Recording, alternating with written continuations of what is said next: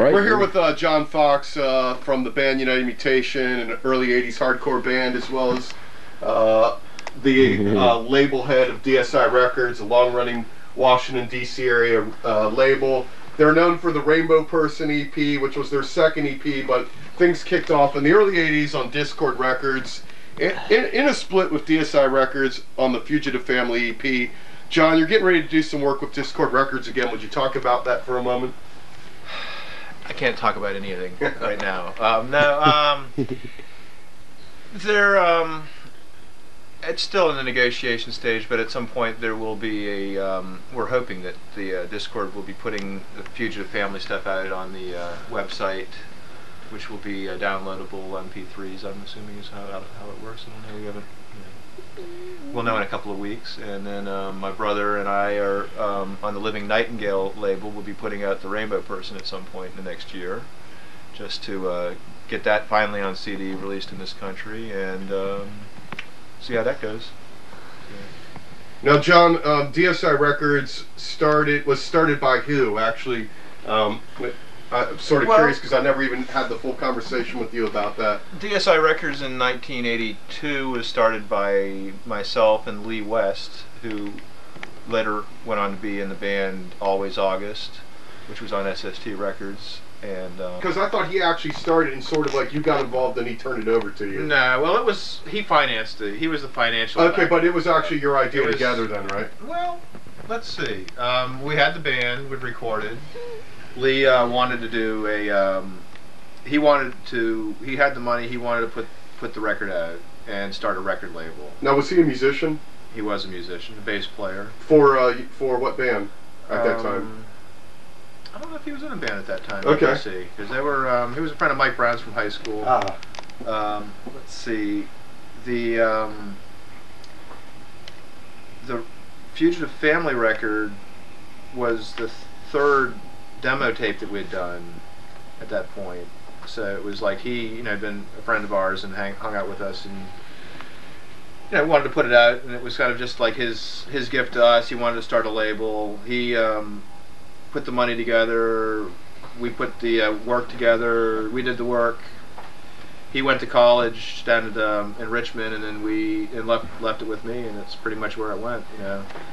We followed up that with the Death Piggy record that he wanted to put out. So basically, we financed the first Death Piggy record with United Mutation. And the other demos were recorded under the other names you had for the band, like Dark Self-Image, or what was the scoop there? These were 3 demos as United Mutation. First demo would have been with Sean Sumner on drums and John Harden singing, which later was remixed with Mike Brown singing. So that was basically the second demo was the first demo that we did, but it was done under a different, it wasn't done as United Mutation. The first United Mutation demo was with Mike Salkind playing drums, and that initially came out on Mixed Nuts Don't Crack LP that was in fact our first release. Now, had Mike Brown actually been your drummer at one point too, and you had another singer? Original Dark Self-Image band was Mike Brown on drums, Bob Oddie on guitar, Noel Hollingshead singing, and Jay on bass and me on guitar.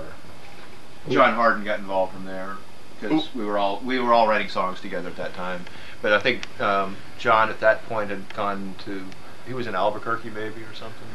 And that's how you ended up doing the Mutopia tape with the bands from New Mexico? Is that where that connection came in? Well, the follow-up to Mutopia, which was called Cursed Earth, yeah, that was the connection we had there. Was just, he was doing scene-related stuff in Albuquerque, and we sort of had like a brother city, sister city in Albuquerque with the Jerry's Kids and AKA and some of the other great bands from the day back in the Albuquerque scene. Now, John, I know that Mike Brown ran into Ice-T at like Lollapalooza once, and they got to talking, and Mike Brown, who basically is known as your singer, said Ice-T was familiar with United Mutation. You were telling me that Jay ran into some people from Fang, maybe he's playing with one of them now. and they were familiar with the band, and was wondering if you would talk about the story. I know that they were quoting the Rainbow Person EP, and I'll have you explain that in PC terms for those people that could be offended by alcohol consumption and other substances. So I'll let you tell the story as you told it to me. You know, I'm not going to say this is 100% true, so I don't know if you want to put this on the air. It's hearsay. But it's beersay. The beersay of it is Mike had said something along the lines of talking about Jello. He'd collaborated with Jello Biafra. I guess that's around the time that the cop killer thing came out, Body Count, and they may have even been the band that was playing that day. I'm not sure about that, but yes, I think it was. And so he had made a comment about knowing Jello Biafra or hadn't played with the Dead Kennedys before, and Ice-T had said something about, you know, what band it is, and he said Rainbow Person. He said something like, oh, Rainbow, or he said United Mutation. He said, oh, Rainbow Person. It's like he knew, he had caught on. Now, I don't know. Maybe say 50-50 on that one. So. Might have heard my it. Might just be like, hey, person, there's a rainbow. Now, my brother did actually run into Ice-T a few years later too, but he sort of just said, he was like in a mall, and he was just sort of like, he didn't get a chance to really talk to him because he was surrounded by people, and he just said, hey, sort of keep it down, you know, trying to keep a low profile kind of thing. The guys from Fang, he's playing, I guess, is it Fang? I'm playing with a guy, Critter. He's playing in Denver with a guy named Critter, who was, I think, the original drummer for Fang. And when he had talked, Critter had written to one of his old bandmates saying he was playing with somebody from United Mutation, and the guy was like, oh, United Mutation is one of my favorite bands. So it's nice to see that people knew who it was. And I mean, tell the story about how you got into a big argument with your brother, one of many times, specifically regarding your aspiration to get your stuff out worldwide and how that actually happened.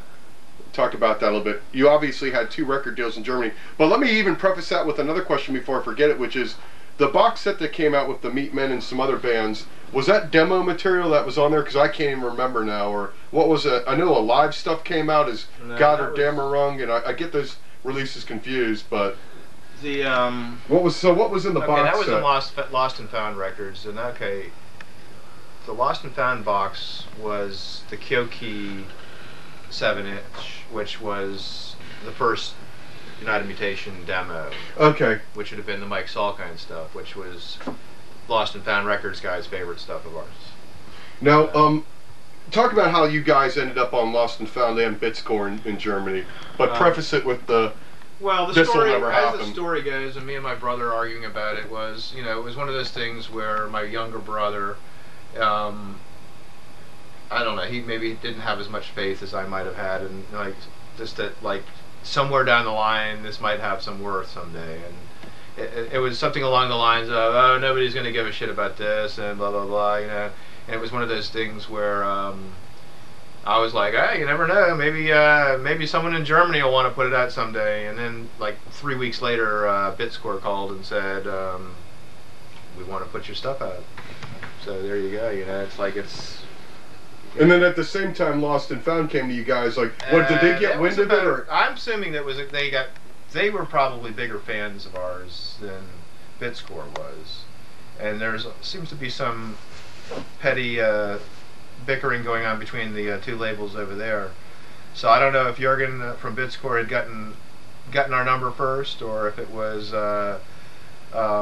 Lost and Found out that they were going to do it, and then they jumped on it to see if they could like get something too. And I mean, you know, they were just about 3 weeks too late, so it was because, you know, Bitscore was a much better deal for us as well anyway.